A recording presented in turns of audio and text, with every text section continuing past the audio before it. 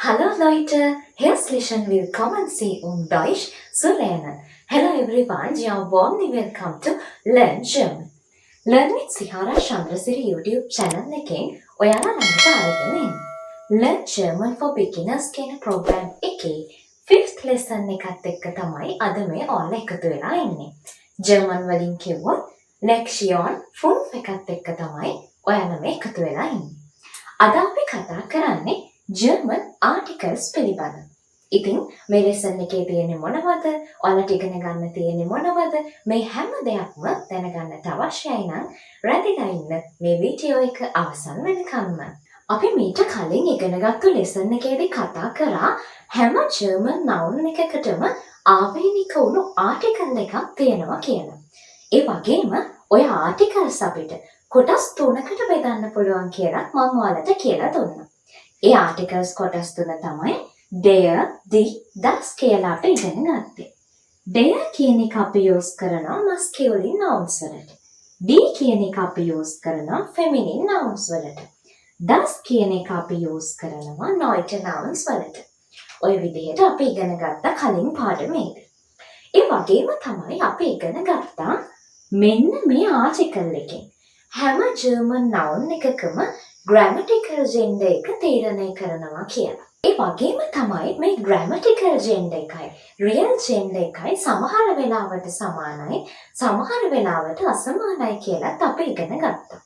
ඉතින් එතකොට ඔයාලා හිතන්න මේ noun එකේ මුල තියෙන මෙන්න මේ article එක දීලා නැහැ.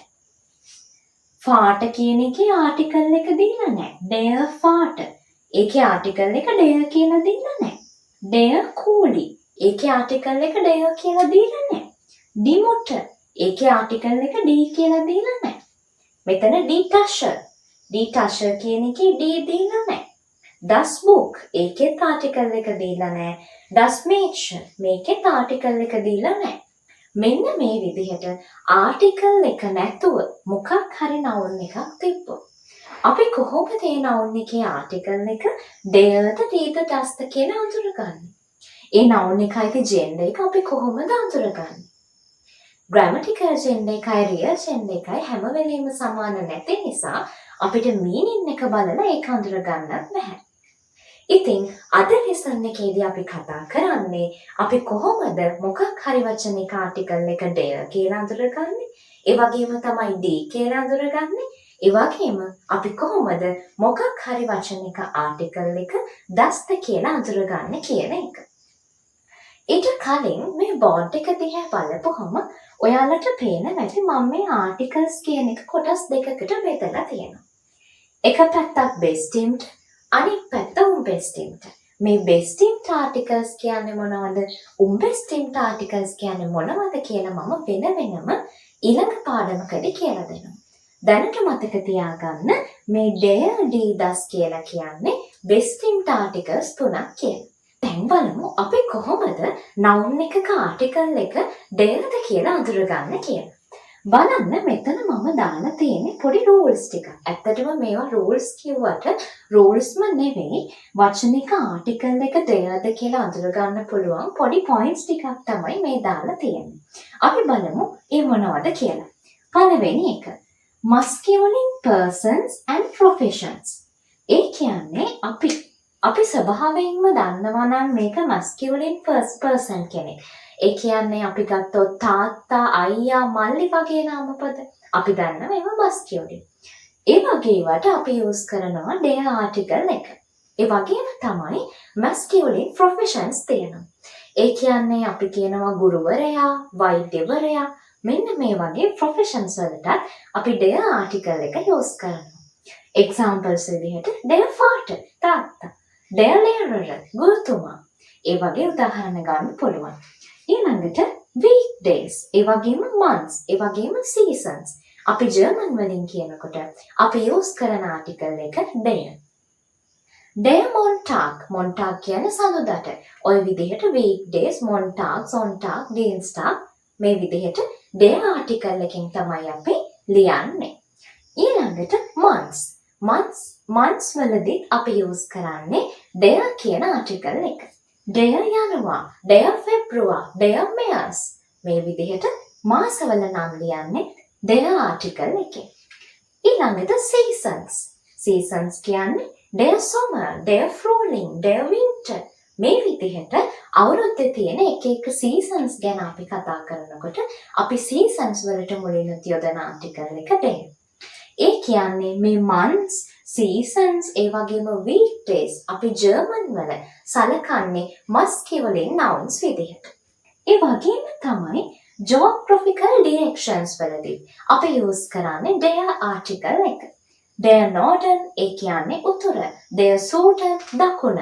මේ වගේ දිශාවන් ගැන කතා කරනකොට use කරන්නේ their article එක. ඊළඟට weather එක ගැන කියනකොට වැස්ස, අකුණු මේ වගේ කාලගුණය සම්බන්ධ දේවල් වලට අදාළ නාමපද තියෙනවා. මේ නාමපදවලදී භාවිතා වෙන්නේ their article එක. ඒ කියන්නේ අපි ඒවා masculine nouns විදිහට තමයි ජර්මන් වලදී අරගන්නේ. ඉතින් their Regen කියලා කියන්නේ වැස්සට. ඒ වගේම their Blitz කියලා කියනවා අකුණු ගහනවට. මේ වගේ examples අපිට මේ weather එකේදී අරගන්න පුළුවන්. ඒ වගේම තමයි අපි ජර්මන් වලින් ඇල්කොහොල් වර්ගවල නම් ලියනකොට use කරන article එකත් their කියන එකම තමයි. their wine, their sect examples විදිහට ගන්න පුළුවන්. හැබැයි මතක තියාගන්න මෙතන වැදගත් දෙයක් තියෙනවා beer කියලා කියන්නේ. beer කියලා කියන්නේ ඇල්කොහොල් එකක් වුණාට අපි beer වලට use කරන article එක das. මතක තියාගන්න. දැන් තමයි අපිට මේ their article එක ගැන කතා කරනකොට වැදගත්ම කොටස තියෙන්නේ. ඒ කියන්නේ මොකක්ම හරි ජර්මන් noun එකක්. මෙන්න මේ වගේ end වුණොත්. මෙන්න මේ කියන අකුරු වලින් end වුණොත්. අනිවාර්යෙන් ඒ noun එක අයිති වෙන article එක their. ඒ කියන්නේ ඒ noun එක masculine noun එකක් වෙනවා. ඉතින් අපි මේ their article එක ගැන කතා කරනකොට මෙන්න මේ endings ටික අනිවාර්යෙන්ම පාඩම් කරලා තියාගන්න ඕනේ. er, en, ig, ling, or, ist, ismus. er, en, ig, ling, or, ist, ismus. ඔය ටික පාඩම් කරලා තියාගන්න. එතකොට ඔයාලට හරිම පහසුවෙන් මොකක්ම හරි නාමපදයක article එක theirද කියලා අඳුරගන්න පුළුවන්. ඊළඟ article එක D. D for feminine. අපි D article එක use කරන්නේ feminine nouns වලට. ඉතින් කොහොමද අපි මොකක්ම හරි German noun එකක් feminineද එහෙමත් නැත්නම් ඒකේ article එක Dද කියලා අඳුරගන්නේ? අපි feminine nouns වලටයි feminine professions වලටයි සාමාන්‍යයෙන් feminine article එක වෙන D article එක use කරනවා. දිමුට අම්මා අපි දන්නවා ස්වභාවයෙන්ම අම්මා කියන්නේ feminine noun එකක්. ඒ නිසා අපි use කරන article එක D. ඊළඟට D layering. layering කියන්නේ ගුරුතුමියට. ගුරුතුමිය කියලා කියන්නේ ස්වභාවයෙන්ම feminine profession එකක් කියලා අපි දන්නවා. ඉතින් ඒ වගේ අවස්ථාවල D article එක use කරන්න පුළුවන්. ඒ වගේම තමයි අපි ජර්මන් වලින් ගස්වල නම් මල්වල නම් කියනකොට use කරන්නේ D කියන article එක. අපි ජර්මන් වලින් කියනවා Bäume und Blumen. ගස් සහ මල් වර්ගවලට article එක D. examples විදිහට D tulip, tulip මල්, D rose, rose වලට. මේ වගේ ගස්වල නමුයි මල්වල නමුයි article එක D. ඊළඟට masculine වගේම අපිට ගොඩාක් වැදගත් වෙන feminine endings ටිකකුත් තියෙනවා. මෙන්න තියෙනවා feminine endings ටික. E, ei, het, keit, schaft, umlaut t, ik, ion. මෙන්න මේ වගේ මොකක් හරි ජර්මන් noun එකක් end වුණොත් අනිවාර්යෙන්ම ඒ noun එක අයිති වෙන්නේ feminine nouns වලට. එහෙමත් නැත්නම් ඒ nouns වල article එක D.